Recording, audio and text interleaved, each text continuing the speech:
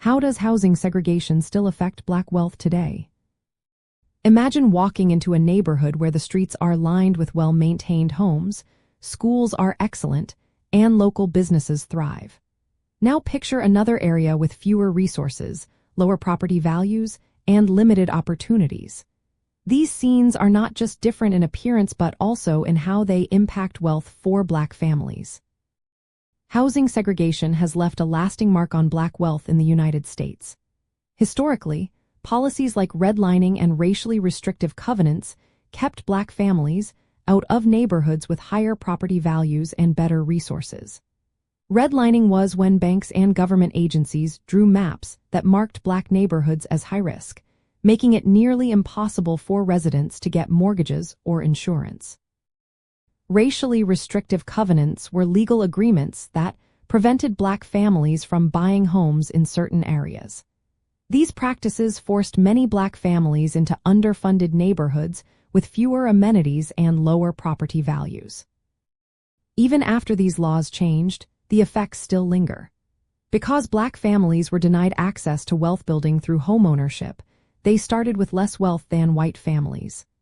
Homeownership is one of the main ways families in the United States build assets. When families own homes, they can build equity, which is the difference between what they owe on their mortgage and what their home is worth. This equity can be used to pay for education, start a business, or pass wealth to the next generation. Today, Black families are more likely to live in neighborhoods where homes are worth less and appreciate more slowly. When homes in Black neighborhoods increase in value, it is often at a slower rate than homes in white neighborhoods.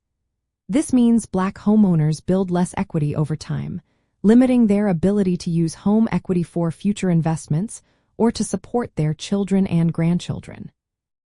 Discrimination in home appraisals is another factor. Studies show that homes in majority Black neighborhoods are often appraised lower than similar homes in majority white neighborhoods. This lower valuation means Black homeowners get less money when selling or refinancing their homes. It also makes it harder to build wealth through homeownership. Access to credit is also affected by housing segregation.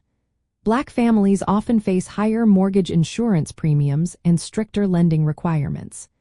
Even when they qualify for loans, they may be offered less favorable terms, which increases the cost of owning a home.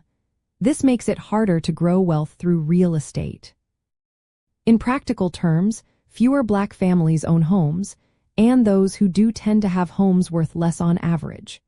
This contributes to a racial wealth gap where Black families have far less wealth than white families.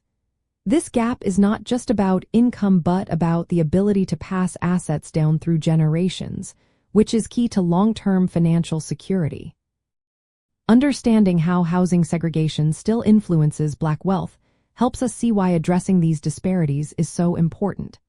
It shows why policies that promote fair housing, reform appraisal practices, and support Black homebuyers are necessary. By working on these issues, we can create more equal chances for Black families to build wealth through real estate and secure a better future for generations to come.